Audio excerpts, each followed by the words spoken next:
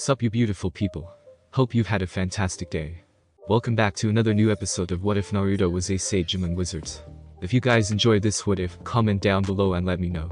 And go ahead and check out other what ifs in the channel after watching this video. Don't forget to subscribe and leave a like, and also share this video with your friends. Before we get into it though, check out Bilibili Comics. Bilibili Comics is the official trusted place to read hit exclusive series from top creators. Bilibili Comics is a great online webtoons and webcomics reader among all reading apps. Enjoy the best new comics, manhwa, and exclusive webtoons on Bilibili Comics. Download the app now and jump right into it. The link is in the description. Now let's start this video. Hagrid was still giving him strange looks as they left the bank, but he was either too courteous to ask, or just didn't know how to go about asking what exactly had happened. That ended with Harry's goblin escort having a broken arm and nose. And as the man eventually opened his mouth, possibly to ask, Harry quickly interrupted him by asking in an excited voice, "So, where should we go first? Seems like there are all kinds of interesting shops." "Yeah, right. I suppose ya should be getting your uniform first. Do you think you mind if I headed over to the Leaky Cauldron for a bit of a pick-me-up? I hate them Gringotts carts. You can just head into Madame Malkin's, and she'll take care of ya." Harry still thought the idea of everyone wearing robes was a little strange, but he had spent decades wearing the Hokage's robes, which he had hated, except for the hat. The hat had still been awesome even after 40 years. Still, if he had to wear robes, he could grin and bear it. So he just looked up at the big man. "Oh, yeah. Sure. Take your time. If I finish up at the robes shop, I will head over to the bookstore and spend some time looking around there. I would like to do that anyway." Not that he particularly enjoyed reading, but unfortunately, this was one of the times when it was necessary to do a little reading as soon as possible. There was a pretty wide range of things he could do with chakra, and he had no intention of just not using any of that just to avoid being accused of doing the impossible. But it would be very important to know what he could pass off as some weird rare power, and what people believed was just totally impossible. He at least wanted to be ready to memorize people's reactions with the Sharingan when he did casually do those impossible things. And the tiny part of him that most people would call their sense of caution, and he just called annoying, was telling him he should probably avoid breaking too many magical theories and laws. Still, it was probably a good idea for the time being. If nothing else, it would be easier to get away with pranks using these impossible abilities, if it wasn't known he could use them. So with that thought restoring the smile to his face, he waved towards Hagrid and entered Madame Malkin's robes for all occasions. It turned out that Madame Malkin was a short overweight woman who was wearing all purple robes.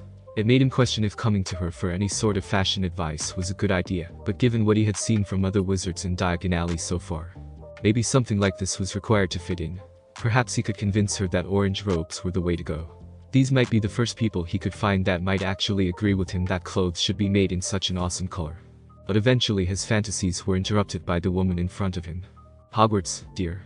We have had a lot of you in recently. In fact, we have one being measured right now." She motioned towards the pale boy with blonde, almost white, hair. "Well, come this way and we will get you measured and ready quick." Harry just shrugged in response and followed her, motioning to a stool next to the other kid. As he glanced over at the other boy, mostly ignoring the woman who was measuring him, he asked, "So are you going to be a first year at Hogwarts too?" The boy looked over at Harry for the first time as he responded, "Oh, yes. I'm looking forward to it. It's really not fair that they won't let us take brooms in our first year though. I was going to go look at racing brooms next. I think I will get my father to get me one and smuggle it in somehow." "Yeah, I saw that they were not allowing us to bring brooms." Harry smiled over at the other boy as he responded. It seemed a weird restriction. "I guess flying around on brooms does seem like it might be a little dangerous, but they let us bring wands. Surely those are more dangerous if used incorrectly. At least you are only risking your own neck on a broom, rather than someone else's." "Hey, yeah, that's a good point. There are loads of spells to hurt someone more than a fall from a broom, and they let us use those. If we already know how to fly a broom, we should be allowed. Not that a rule is going to stop me from bringing a broom," he stated arrogantly, but with a grin. "So, what position do you play in Quidditch?" Harry frowned at this. So far in the conversation, he had been keeping up reasonably easily. He had seen the restriction on first years bringing brooms, and between the Muggle legends of witches on brooms, and this boy's comment about racing brooms, it was pretty easy to figure out that apparently magical people flew around on brooms, as ridiculous as that sounded. But he had never heard of anything called Quidditch, so he asked, "What is Quidditch? Is it a wizard sport of some kind?" The blonde boy almost gasped, and after a moment a slightly disgusted expression came onto his face, as he subtly shifted away from Harry. Or possibly the boy was constipated. "Oh, so you're a mudblood then?" Harry almost laughed at the kid's expression, but managed to restrain himself. "I don't actually know what a mudblood is, but it sounds like some sort of insult." The blonde sneered and replied, "It's not an insult, it's just a description. You mudbloods don't know anything about magical society or ancient traditions, trying to imitate muggles all the time. Father says that you are the reason Hogwarts and the rest of the wizarding world are declining. That they shouldn't allow your kind into Hogwarts, and only allow in the old families." Harry paused for a few seconds, still surprised by this sudden outburst. "Oh, I see. You are just an idiot. Well, carry on, I guess. Try to limit how much you pollute our air with your stupidity though. We would all appreciate it, I think." The blonde gaped at him, probably shocked at the first time in his life someone had spoken to him like that. Well, if they were going to be in the same classes, it probably wouldn't be the last. "What? How dare you? Wait until my father, ouch." He cut off as the woman measuring him, who had been glaring unnoticed by the blonde since he started his rant, pricked him with her needle. In a too sweet voice, she said, "Oh, so sorry dear. Well, you are finished up. Why don't you head out?" The boy glared at the woman as well before once again putting his nose into the air, as he arrogantly stomped out of the store. But just as the door was swinging shut behind him, Harry grinned and manipulated a little fire chakra to make his overly gelled hair burst into a 3-foot pillar of flame. He was also careful to manipulate the fire to keep all the heat away from the kid's scalp. In fact, it probably felt like a cool breeze was blowing through his hair, rather than it being consumed in an unnaturally large fire. But of course, the prank didn't end there. Before the formerly blonde-haired boy noticed his head was on fire, people nearby in the alley started screaming and pointing, greatly confusing Harry's new favorite target. And then it got better. Half a dozen of the surrounding crowd, including what had to be the Ponce's father, given the similarities of appearance, all unleashed torrents of water from their wands towards the literally flaming boy. One of these streams of water probably would have been enough to knock him over, given that he had no warning or understanding of why people were suddenly attacking him with water. All half dozen together were enough to send him tumbling down the street a good dozen feet, before he finally ended up a thoroughly soaked, mostly bald boy, with heavily singed and dripped clothes. Silence filled the street for a moment as the boy's father rushed forward to explain why he had been blasted by water, but this silence was broken by Harry's laughter. He had quickly moved to the entrance of the shop to get a better view, while the tailor had been distracted by the fire, and now that it was over, he was incapable of keeping hold of his laughter any longer at the sight of the incredibly disheveled child. Some of the surrounding crowd quickly turned their own chuckles into coughs, as the bald child pointed at the loudly and openly laughing Harry and said, You did this. My father is going to ruin you, you little mudblood." Most of the crowd remained silent, apparently torn between humor and disapproval at the slur, but Harry continued to laugh. However, he did manage to sputter out a few sentences between guffaws. "Me? You think I did this? But I'm just a mudblood who hadn't even gone to Hogwarts, nor gotten my wand. How could I have done this? I'm just laughing because you look. Does someone have a camera? Surely this needs to be immortalized." The bald boy continued to snarl mostly incoherently, but his father quickly grabbed him and murmured, "Come on Draco," quickly ushering him away from the crowd. Apparently he was less eager to see his son photographed at this moment than Harry was. Harry kept laughing for another half a minute as he clutched the doorframe to Madame Malkin's, before he noticed the weird looks people were giving him. But he shrugged that off and headed back into the shop to finish getting measured. While that was happening, Malkin's assistant, who had earlier been measuring Draco, looked up at him a little hesitantly, then quietly said, "You need to be careful around people like him. Yeah, they might be jerks, but the pureblood families have a lot of power in this world. The Malfoys more than most. And things can be difficult enough for people like us in this world without purebloods actively trying to make things harder." Harry glanced over at her and smiled as he replied, "Malfoy. That's the Draco kid's last name. And what do you mean people like us is?" "Oh. Well, Muggleborns." Harry's eyes widened in realization. Oh, that's what he meant when he was talking about mudbloods. People who have Muggle parents. He was going on about people who didn't know about magical society, but never really defined what mudblood referred to. Other than someone who doesn't know what Quidditch is, apparently. I think I will be fine though. It's not like I was going to actually get along with that git, regardless of what first impressions were. She shrugged uncomfortably at his dismissive attitude, but didn't say anything else as she finished the measuring. A few minutes later, Harry found himself in the bookstore called Flourish and Blots, where he approached the owner. "Ah, here for your school books for Hogwarts. What year are you? I know each of the lists by heart, so no need to give specifics. Just electives if you are that far." "Sure. I'm a first year. I was hoping you could help me with a couple other books too though." He followed the older man along as he collected each of the required textbooks for his first year. "Well, really I need 2 things. First, I was hoping that there was some sort of comprehensive introduction to the wizarding world for Muggleborns. I keep hearing references to stuff that is common knowledge to those born in this world that it seems almost expected I know as well, regardless of the fact I have known of magic for all of a week." "Oh, sure. We have something like that. Of course you were given the standard pamphlet with your letter, like goes to all Muggleborns, but you are right that it is hardly enough to do more than introduce the very basics. Here you are. Harry didn't comment on the reference to a pamphlet he had certainly not received, but just accepted the book, as the shopkeeper handed over an introduction to what you need to know about magic for Muggleborns, by Muggleborns. This one is the best. There are a couple similar things written by purebloods about wizarding society and culture that might be good later, but I have been told that they apparently are not very good at first introducing the new concepts to Muggleborns that we tend to just take for granted. Yeah, that looks good. Also, I was hoping you could point me in the right direction for a book detailing mythical magical abilities, or something like that. This caused the bookstore owner to furrow his brow in confusion. Well, that's a little more uncommon of a request, especially from a Muggleborn first introduced to magic. Usually you want to know all about cool curses, and what kind of interesting spells you will be taught at Hogwarts. But I think I do have something along those lines. He spent a minute looking down one of stacks in the back of the store, before eventually smiling as he pulled out Lost Powers. Tales of the legendary magical abilities lost to our world, and handed it over to Harry. Harry grinned at the man and replied, "This looks great. Thanks." Hagrid had entered the bookstore not long after that, and had escorted him around to pick up the rest of his school supplies. It was pretty boring for the most part, though Harry made sure to remember that he needed to come back to the apothecary, and pick up some of the more useful potions he had seen in passing. Just year one left. Oh, and I need to get ya birthday presents. Oh? That's nice of you. You don't have to do that though. I mean, we just met, and you already got me the cake.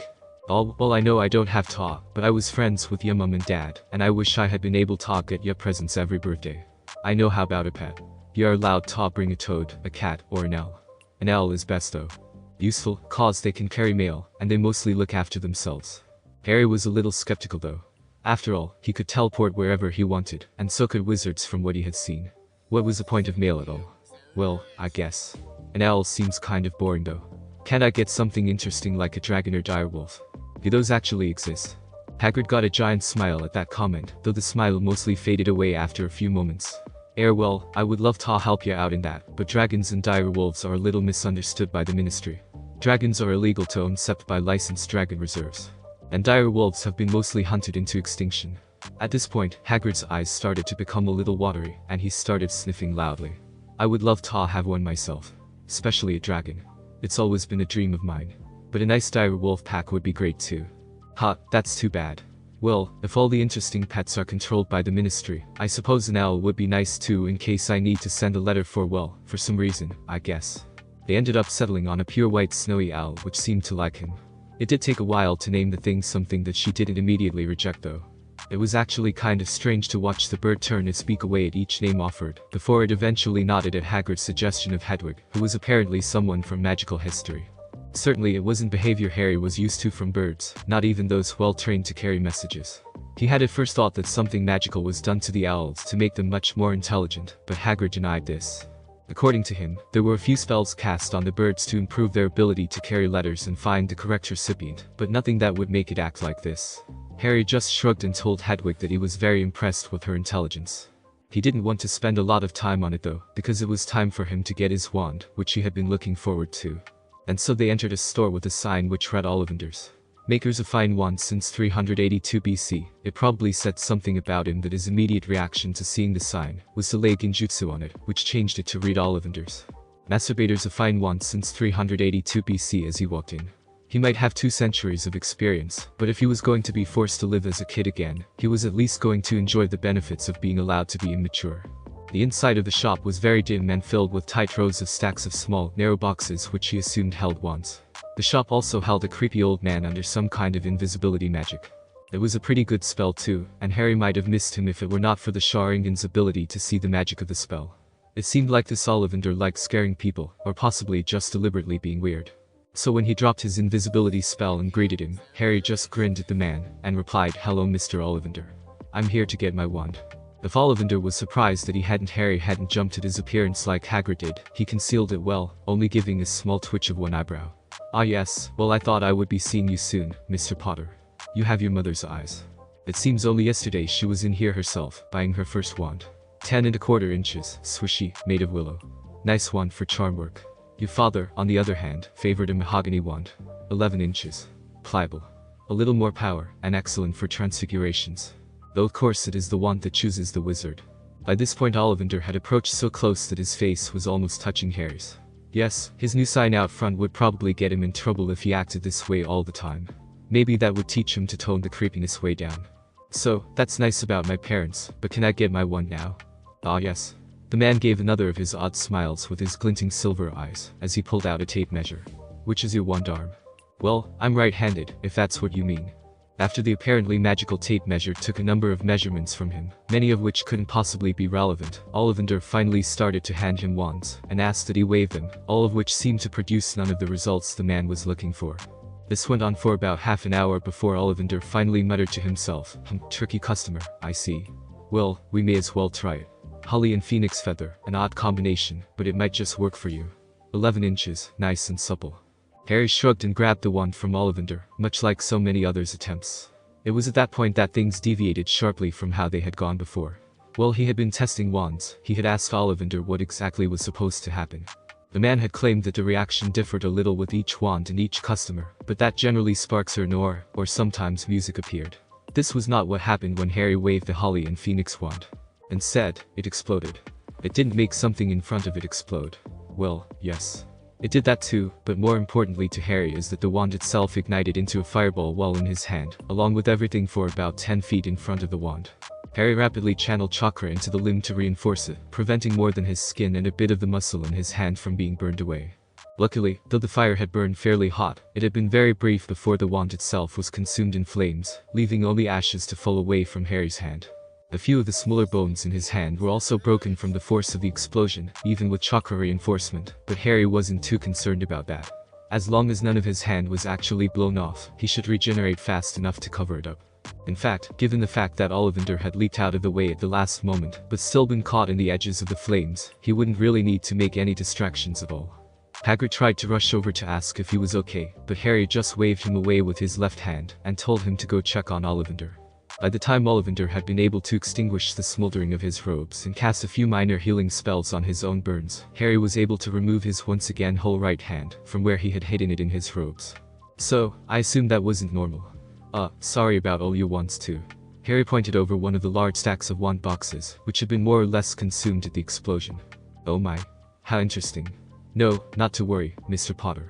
Hopefully I can salvage some of them, and if not, well, it wasn't your fault. And to be able to see such a thing is worthwhile of its own merit. I'm glad your hand is okay as well. Perhaps the magic release protected it from the damage somehow. Harry frowned at that, and waited for Ollivander to continue. However, the man had just trailed off and was now staring at him in an almost predatory fashion, so Harry uncomfortably asked, such thing. What does that mean, exactly? I assume you didn't expect something like this. Ollivander chuckled almost gleefully. Oh, no. Of course not. Why, something like that hasn't happened for centuries. And even then, I doubt it was remotely to this extent. Hagrid just looked between the two of them with a confused expression, but Harry was starting to get more annoyed than disturbed by Ollivander. Something like what exactly? What made the wand explode like that? Ollivander was grinning wildly by this point. Oh, you were much too powerful for the wand. You see, that wand did choose you, just as a wand is meant to. But in the moment that a wand chooses a wizard, it pulls upon the wizard's magic, which rushes into the wand. That's what creates the normal effects of sparks, an aura, or whatever else happens, pure undirected magic flowing through the wand. But a wand can only handle so much magic. Destroying a wand because too much magic flowed through it is incredibly rare though. Mostly because frankly the vast majority of wizards don't have enough magic to make their wands smoke even if they were trying, much less something like the display you just did on accident. But also because generally by the time even the most powerful wizard is strong enough to manage something like that, they have learned the control not to. That an 11-year-old is strong enough to accidentally release power that Dumbledore or the like would have difficulty releasing on purpose is simply extraordinary. Harry snorted in amusement at that. He really shouldn't have been surprised. This sort of thing was exactly the type of thing he had struggled with for years in his childhood as Naruto, before he had managed to get his chakra control to a reasonable level. He overloaded jutsus before, now he was overloading wands. Well, it's nice that this is so extraordinary and has caught your interest, but is there a way to fix it? The letter said I needed a wand for Hogwarts. In fact, it kind of seems like the most important part. Ollivander did finally settle down from his previous euphoric state at that. Ah, yes indeed. Well, I have never had a customer with this particular problem before, the solution should be fairly simple. Just use a wand which has not chosen you. The only real difference between a wand which has chosen you and is highly compatible with you and one which is not, is that the more compatible a wand is with its user, the more it magnifies their magic. Using one that is very incompatible will have the opposite effect. Instead of magnifying the magic flowing through it, it will reduce the power from what you send into the wand. Ideally into an amount that does not overload the wand. Just pick one you tried earlier and focus on the feeling you probably felt the moment before the wand air exploded. It might take a little while, but you need to push your magic down your arm and into the wand, rather than having it pull like it does when a wand chooses you. Ideally less magic than last time though. Harry nodded and waited to make sure everyone was out of the line of fire this time, before picking up a random wand which looked nice, and pushing as little spiritual energy into it as he could manage. It wasn't that difficult. He didn't know how to actually craft magic into spells, but the feeling of its movement through him when the wand chose him wasn't that different from chakra manipulation, so he could duplicate it fairly easily. This time the fireball only extended about 5 feet in front of him, and Harry had been prepared for it by hardening the skin of his hand to near diamond levels, with earth manipulation to prevent damage. So Harry was pretty pleased with his progress, though he expected Ollivander might be upset with the further damage to his little shop. He was very wrong about that. If anything, Ollivander seemed more bizarrely excited than before. Definitely a tricky customer, yes. The trickiest I have ever encountered in all my years. Try a few more. Let's see if we can get an even less compatible one. And try and focus on less magic as well. And so Harry tried another half-dozen wands, all of which produced slight variations in the size of the explosion and flames, but all of which were definitely reduced to ash after Harry was finished with them. And with each destroyed wand, Ollivander's grin grew wider, until it was almost inhuman in size. Finally, he said, "Okay, that's enough. Clearly I will have to do something special for you. Come back tomorrow afternoon and I will have something that should work. It may well be my finest creation yet. I think that we can expect great things from you though. Great things indeed." And at that Harry quickly headed back into the alley, eager to get away from the old man with the still creepy grin, who was for some reason beyond pleased that he had completely trashed the man's shop. Even using magic for assistance, it would take hours to put his shop back in order, and Harry had totally destroyed a good 10% of Ollivander's entire stock. Anyone that pleased after something like that was someone Harry thought it was probably a good idea to avoid. "Well, I guess it's time to get home, Hagrid. We still need to have that cake you brought."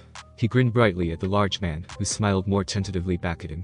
The prior night's birthday celebration had gone well with Hagrid. It had been especially amusing watching his relatives sit in silence as they waffled back and forth between terror and amazement, looking at the giant man, while he extremely awkwardly tried to engage them in conversation. Eventually Harry had been forced to rescue them and carry the conversation. It was either that or burst out laughing, which probably would have been rude. But it had turned out to be rather interesting. Though certainly not the smartest person Harry had ever met, they had eventually stumbled upon Hagrid's passion as a conversation topic, magical creatures. And on that topic, Hagrid could, and had, rambled on for hours. But they were very interesting hours for Harry, who learned a great deal about all the impressive magical creatures which could be found in the magical world. He was pretty sure his relatives had not been especially reassured to find that so many of the deadly creatures from myth they might have heard of really existed, and not a few they hadn't. But today, he needed to return to Diagon Alley and hopefully receive a one which worked. And maybe take a look at that Nocturne Alley place Hagrid had warned him to stay away from. That sounded pretty interesting. So after using a chameleon technique that bent the light around him to keep him invisible, he activated Kamui and disappeared from Privet Drive, reappearing about 10 feet in the air above a fairly untraveled area of Diagon Alley he had noticed the previous day. After dropping silently to the ground and extending his senses to verify that no one was close enough to see him, he removed the invisibility technique and started towards Ollivander's. He did have to stop once he reached the outside of Ollivander's shop though. His illusion on the sign was still there. He had purposely made the thing fairly fragile, so injecting even something as weak as magic into it would dispel the illusion. So the fact that it was still there meant it probably just hadn't been noticed by very many people. But then, how often do people really look at the signs of well-known buildings? If they already know what the shop is, why bother looking at the sign to find out? Maybe he could add a seal to the sign that would prevent anyone over a certain age from seeing it. It was an amusing idea, but a seal like that would take weeks to create, though he supposed it might be useful for other things too. A project for another time though. For now, he went ahead and entered the shop, and walked directly up to the once again invisible man. Did he really spend his time just standing in silence under an invisibility spell in a dim shop, waiting for someone to enter? But eventually even Ollivander seemed to get tired of having someone stare directly at him while he was supposed to be invisible, so he said, "Ah, good. Mr. Potter, back for your wand, I see. I made something quite special for you." "Yes, quite special. My finest work, if I may say so. If you would wait just one moment while I go and retrieve it." Harry just rolled his eyes, already having waited one moment, while Ollivander tried to have a staring match while invisible. But eventually the man did return from the back of his shop, reverently holding a wooden box in front of him. After carefully opening the box, he revealed what looked like a metal wand. This may well be the finest creation I have ever made. In fact, I would go so far as to say that I am very close to certain it is the absolute worst wand ever crafted. Certainly it is the worst wand currently in existence. Harry paused and scratched the back of his head in confusion at the unexpected explanation, if it could be called that. Wait, it is both your finest creation and the worst wand ever crafted. How can it be both? And why are you giving me the worst wand ever created? Ollivander's smile grew wider at that as he replied, but you see, Mr. Potter, crafting a truly terrible wand is as much a work of art as creating a truly great one. Though admittedly it is an area of wand crafting with significantly less competition. Still, the accomplishment is nothing to scoff at. He gave a shrug of his shoulders as he looked down at the metal rod in the box, and stroked it almost lovingly as he continued, anyone can make a mediocre wand. Take a few days to teach them the right spells, and have them shove a magical focus material into a stick, and it can be used as a wand, if a poor one. Of course, a great wand is much more difficult, and takes a lifetime of dedication and not insignificant talent to learn to carve the wood just so to allow a perfect flow of magic. And infuse the focus into it just right in the optimal amounts and positions to most powerfully bind with the wizard's magic. If done correctly, a masterfully crafted wand can powerfully focus and magnify the magic the wizard puts into his spells. But it is just as difficult to create the opposite. A piece of wood, or in this case metal, molded to create the maximum blockage against the user's magic. I even made this beautiful thing out of cold iron. Almost all metal channels magic very poorly, but cold iron resists it like nothing else on this planet. Then I found precisely the wrong magical materials for you. Weak materials too. Barely magical at all, but they should be just enough to act as a focus. I used Horklum spines in this case. Based on the magical properties of what once reacted most weakly with you yesterday, there should be barely any connection with your magic at all, with such an opposing and weak magical focus. Still looking adoringly at the wand, if it could even be called that, Ollivander slowly removed it from the box and offered it towards Harry. This is a wand that is almost equally appalling at all branches of magic, though it will be especially terrible at transfiguration. It might be almost just poor at defensive magic such as shields and wards. Truly a magnificent creation. I have never created its equal. Harry snorted in amusement, though he did accept the wand from Ollivander. You have never seen its equal at just how poorly it channels magic, and especially how much it will fight against and weaken the flow of my own magic. At Ollivander's excited nod, Harry had to just shake his head, but he did hold out the wand in front of him, once again channeling as little magic as he could manage through the thing. This produced a pitiful dribble of a half-dozen dull brown sparks which dropped from the end of the wand to the floor, but Harry supposed that was far preferable to blowing up. He sent another tiny burst of pure spiritual energy down his arm into the wand again, and this time only produced 2 sparks, one of which was a light purple, and the second was yellowish green. Clearly precise control was still going to be an issue. As he continued to experiment with very little success at controlling exactly how much magic he sent down the wand in an attempt to duplicate earlier numbers of sparks, he asked, "So what is a Horklum, anyway?" Ollivander still seemed quite enthused with the entire process, and was watching Harry's experiments avidly, but he was happy to answer. Oh, Horklums are a type of magical mushroom. Basically they are a type of weed for magical gardens. They eat earthworms and attract garden gnomes. Quite annoying things, all told. And they don't really have any magical use. Or should I say they didn't until now. Clearly still excited, he gave a chuckle that came out as more of a mix between a cackle and a cough, but Harry just ignored that. Do you think that you could sharpen the end of the wand? I guess I can call it. Having a sharp point would be useful. Ollivander frowned at this, apparently losing a little of his earlier enthusiasm, though he eventually slowly nodded. Well, I could. I must warn you that even something so minor as sharpening the end of the wand might cause minor improvement to its overall performance. I already created it in an optimal shape to most poorly channel your magic. Harry shrugged in response. A minor improvement should be fine. It clearly isn't about to explode into flames now. And until I get better control over my magic, it would probably be better to stab someone a little, rather than hit them with a spell to knock them unconscious, and end up stopping their heart on accident, or something similarly dangerous.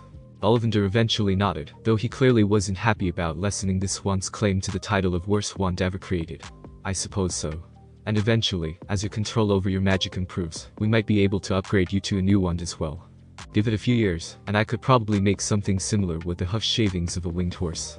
Barely any more magical than the hooves of a regular horse, but it shouldn't be quite so terrible a fit with your magic as the Horklum spines. Why, someday you might even reach sufficient control for me to use the spurs of a platypus. Those actually have enough magic to be detectable. Wait, a platypus. Like the duck-billed platypus from Australia. I thought those were just normal animals. Ollivander laughed at this. And yes, his laugh was just as creepy as his chuckle. You thought a creature with a duck's bill, webbed feet, fur, that lays eggs, and has a venomous spur is a normal animal. All muggles are quite amusing, aren't they? They managed to stumble across one of the otter creatures even for the magical world, and document it too thoroughly for us to cover it up. But they are happy to just create new classifications for it, and go on with their lives, content with their certainty that there must be a scientific explanation for everything. Harry just cleared his throat and ignored that. So, I guess I can leave it here to be sharpened, and pick it up later today, as well as pay. Ollivander nodded, quick to take back his precious masterpiece, even if just for a few more hours. Harry just shook his head and was equally quick to leave the shop. Nocturne Alley turned out to be rather boring for the most part. Certainly it was significantly more decrepit and disreputable than Diagon Alley, though Diagon Alley wasn't what would be defined as truly clean by modern standards either. But it seemed more just poor and rundown than, as Hagrid had described it, dangerous and dark, whatever that meant.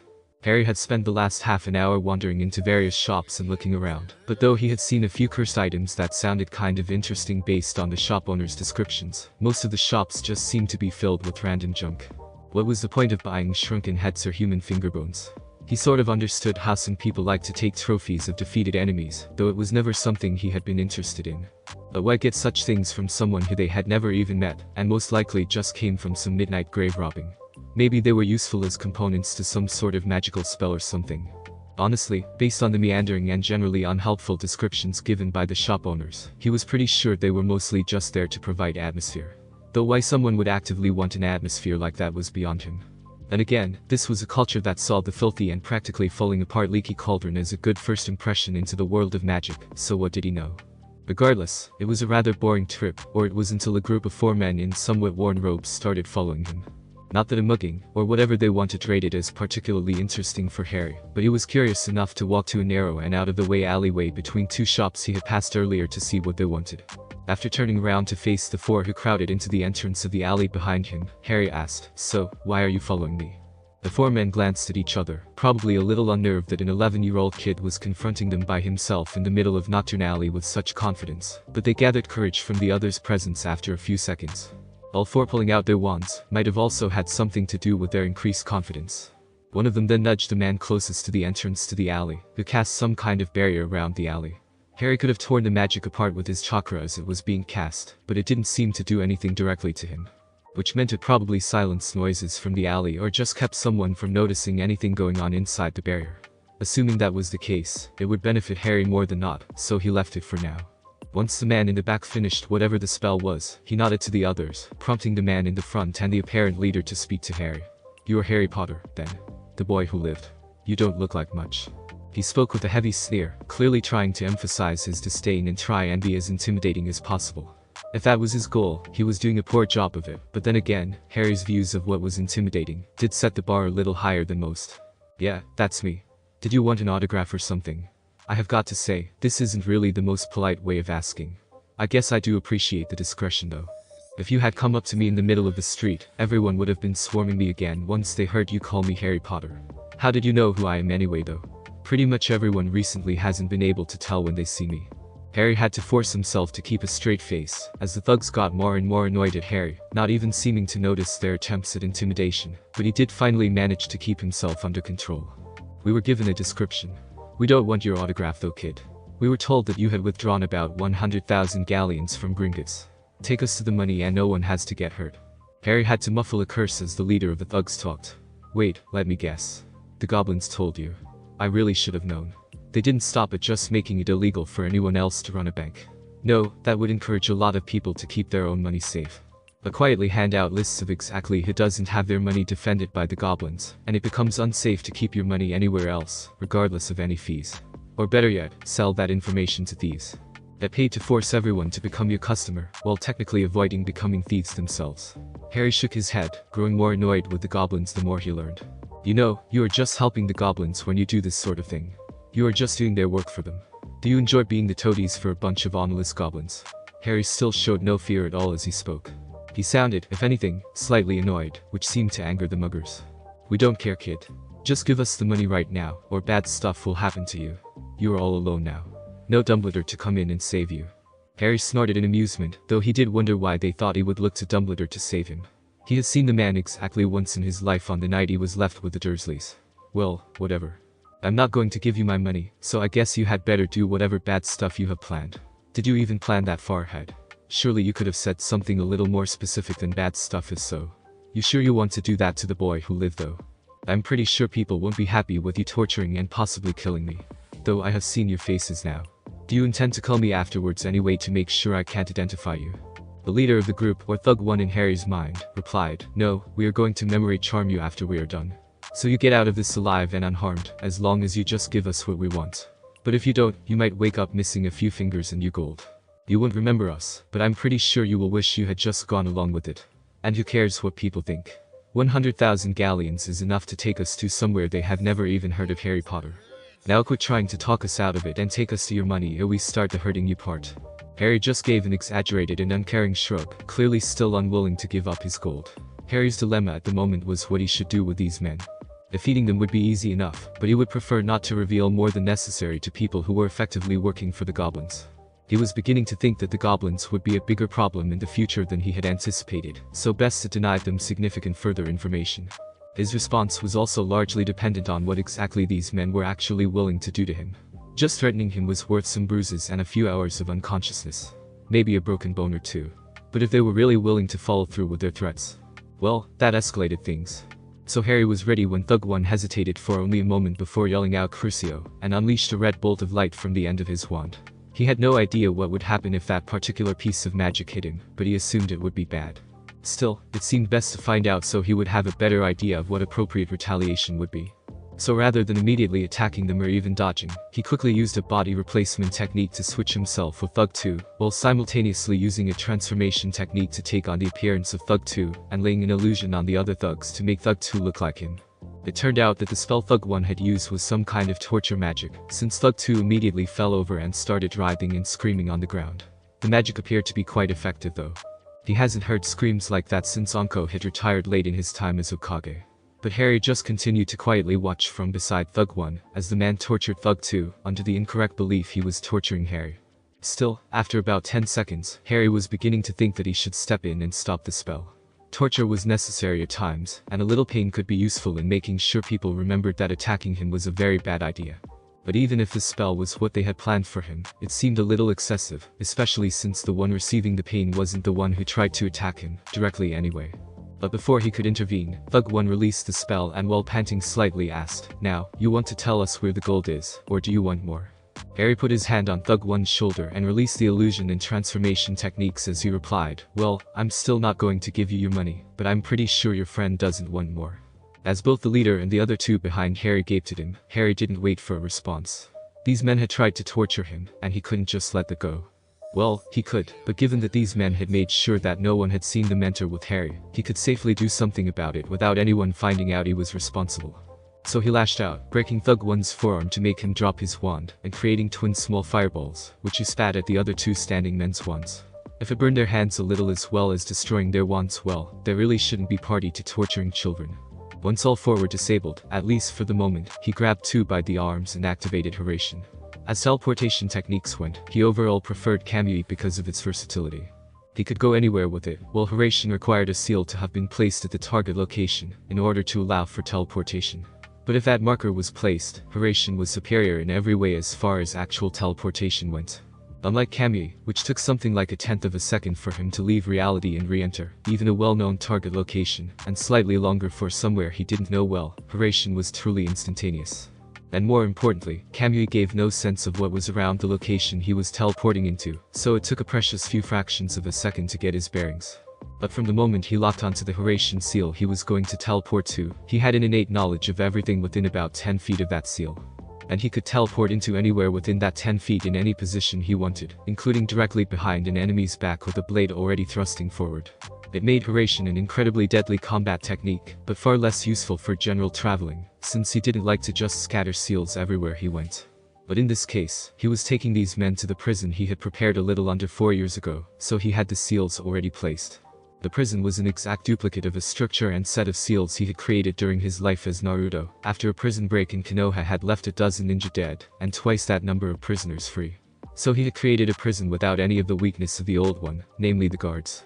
Everything in the structure was maintained by seals, ranging from seals to prevent any chakra, or magic in this case, use of any kind from anyone other than him, to storage seals built into bowls that regularly released enough gruel, with all the nutrients necessary to keep the prisoner healthy for his lifetime. Other seals kept the prison and prisoners clean, returning any waste to the earth near the prison, and yet others maintained temperature, lighting, air, and everything else that might be needed. The primary defenses of the place was simply that no one knew where it was, and no one other than him could get to the structure, which was a quarter-mile underground in a random isolated area with no tunnel leading to it, even if someone did find the location. Not to mention that seals made the place virtually indestructible. The prison might have originally taken over a year to design and a few months to create, even with his abilities with earth manipulation. But the near-complete lack of required maintenance and total lack of any prisoners ever escaping made it worthwhile. Harry had decided that he might not want to deal directly with the government more than he had to early in this life, so he thought the same thing might come in handy here. And this was the perfect example of him being right. Well, he could give these men to the authorities in the magical world who handled such things, whoever they were. That would mean revealing exactly how he subdued them, which he would prefer to keep as quiet as was conveniently possible for now. So within a few seconds he had all 4 of the men within the first 4 cells in his prison, before they could even recover from the shock of their sudden and unexpected injuries, and general change in circumstances. So, whatever your names are. No, don't tell me, I don't care. I just want to explain your situation. For your attack on me, I am throwing you into my private prison, as I'm sure you have noticed. For you. He pointed Thug 1 as he continued, you actually tried to torture me, and so you will be here for 5 years. The plaque on the wall behind you is spelled to count down that time, so you know how much longer you have before I come pick you up to release you. The rest of you will be here for 1 year. I encourage you to use that time to really think about your life and what you did. You were trying to torture a child for money. If that's the kind of person you want to be, well, I can't really do anything to help you. If it's not, we can talk about it when it comes time to release you, and I can help you become an actually productive member of society. Whatever you think or people have told you in the past, it isn't impossible to change and learn to live happy, fulfilled lives without being harmful to society. Harry paused in his speech as he looked at the 4 men, who were still too shocked to respond. As added incentive to really think about what you want with the rest of your life, based on our discussion, when I release you, one of 2 things will happen. Regardless, I will make it impossible for you to reveal any information about me or this place, but if I am satisfied that you will probably not relapse into crime, I will help you make that a reality. If I am not, well, I will still release you after you have served your time, but I'm going to seal your magic when I do. You can live as a muggle from then on. And don't think you can lie to me. You won't succeed and it will just annoy me. The 4 thugs were still too shocked to speak, or possibly just still in too much pain, since there were some random moans coming from some of the cells, which Harry gave very little attention to. With that, he gave a brief wave to the 4 men and used Kamui to return him to the alleyway in Nocturne Alley, shaking his head and chuckling as he returned to his explorations. At least Nocturne Alley hadn't turned out quite as boring as he had feared. It was hours after he had returned from picking up his finished wand from Ollivander, and Harry had finally had a chance to read over the 2 extra books he had bought at the bookstore the day before. Luckily, he could use his Sharingan to assist him in the reading, given his general dislike for reading more than was absolutely necessary. The Sharingan eye effectively gave 2 advantages in reading. The first was because of its ability to perfectly and permanently record every detail seen by it, which meant that anything seen by the Sharingan could be recalled whenever he wanted, as if he had a photograph of it. Of course, this didn't actually give any automatic comprehension of the subject, just a picture of each of the pages of the book, assuming he flipped through it. But the second advantage was that the Sharingan processed things it saw much faster than a normal eye. Most had used this to allow greater time to plan actions in battle, and give greater accuracy. It could also be used to increase reading speed though. In fact, if he channeled enough chakra to fully activate the Eternal Mingekyo Sharingan, his reading speed improved by a factor of a little over 10. Combined with several speed reading tricks Sakura had forced him to learn in his old life, he could now read almost as fast as he could turn the pages, which was probably why he was willing to bother with it at all. He did occasionally miss small details with this trick, but it gave him enough of an idea of the information in the book that he could pause to read more closely what interested him, and remember what pages to call up to review later if that became necessary. And in this case, it paid off. In addition to learning a number of other minor facts which would probably lessen his confusion once he arrived at Hogwarts a great deal, he found 2 particular things that he should be able to use to explain many of his abilities. The first was something called accidental magic, which was something apparently all magical children did from time to time, using potentially any kind of magic to achieve what they wanted in moments of high emotion. Well, any child except him, probably because he already had enough control over his energies to prevent them randomly leaking out. That did still leave the question of why children didn't experience accidental magic back during Naruto's time, but that would have to be something investigated more in the future. But this meant that he could just call almost anything he did accidental magic, and there wasn't really any way to disprove it. It didn't even need a wand, which was good because doing true controlled wandless magic was supposed to be very difficult, and probably not something he could pass off in the near future. The second was even better, and was something he found in the Lost Powers book. Apparently in a lot of the old myths, the talent of being an elemental sprang up quite commonly. But it had not appeared in centuries, at the least. And best of all, it was an amazingly vaguely used term. In fact, there was no real firm definition at all. Stories ranged from people being able to create and control small quantities of their element to people being able to rearrange entire mountain ranges, or turn an entire battlefield into a raging inferno, or just turn themselves into their element. Merlin was even said to have been the only elemental who could control all 5 elements. But regardless, the stories almost always included that the element was controlled and created without the use of a wand or formal spell. A lot of people claimed that if the ability existed at all, it was really just an affinity for spells of that element, so a fire elemental could cast fire spells with greater ease and more power, but that it had been greatly exaggerated by stories over the centuries. Well, they probably wouldn't believe that anymore after he was done. In short, it was perfect. Thanks for listening. I do hope you enjoyed. If you want the next part of this video, like, subscribe and comment down below, and turn on the bell notification. And also check out other videos that I have created and enjoy. See you in the next video. Peace.